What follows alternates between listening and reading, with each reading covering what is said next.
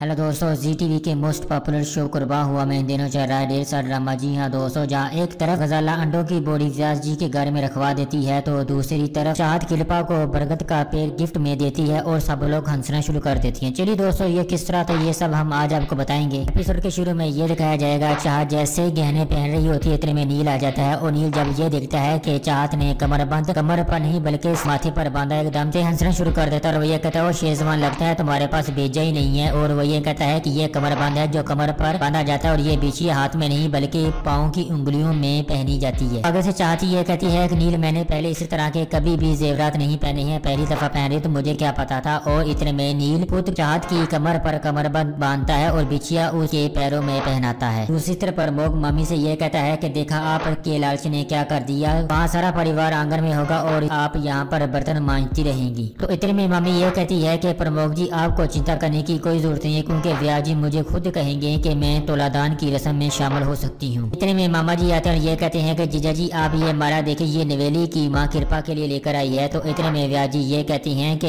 इतने पैसे खर्च करने की क्या जरूरत। इतने में मामी ये कहती है कि सरस्वती की नोनी के लिए इतना तो मैं कर सकती हूँ। इतने में प्रमुख ये कहता है कि मामी आप कृपा को ये माला खुद पहनाना। और इतने में व्यास जी ये कहते हैं कि ये संभव नहीं है क्योंकि ये माला नीलखंड की बुआरी ही पहनाएगी। जमुनादास तुम ये नीलखंड की बुआरी को माला दे आओ। दूसरी तरफ गजाला ये कहती है कि जब महंत व्यास के घर में अंडे आएंगे और पूरे गांव के सामने उसे जिल्लत और रसवाई का सामना करना पड़ेगा, तब मैं ये बैग चुपके से लेकर इस घर से निकल जाऊंगी। इतने में नील और चाहत आ जाते हैं और मामी आगे से ये कहती है कि नील तू कृपा के लिए क्या बेटी लेकर आया है। जैसी ये बात नील सुनते एकदम से शौक में आ जाता है और वो ये कहता है कि मैंने तो कुछ भी नहीं लिया है। और आगे से चाहत ये कहती है कि मैं कृपा के लिए एक गिफ्ट लेकर आई हूँ। जैसे वो सबके सामने कृपा को बरगद का पेड़ देती है तो सब एकदम से हंसना शुरू कर देते हैं और वो ये कहती हैं कि ये कौन सा गिफ्ट है। तो आगे से वो ये कहती है कि मेरे बाबा ने ये सिखाया है कि बरगद के पेड़ से बढ़कर कोई और गिफ्ट हो ही नहीं सकता। इतने में नवेली ये कहती है कि चाहत अगर थोड़े से पैसे खर्च करती तो तुम कृपा को डायमंड का सेट दे सकती थी। इतने में व्याजी ये कहते हैं कि डायमंड के सेट में जीवन तो नहीं होता बहू, तुम इस पौधे को वहाँ पर लगा दो। इसी तरह गजाला ये कहती है कि बस अब इस बोरी को तोला दान पर रखने की देरी है और जब ब्राह्मण परिवार में अंडे टूटकर बिखरेंगे तब महंत व्यास पूरे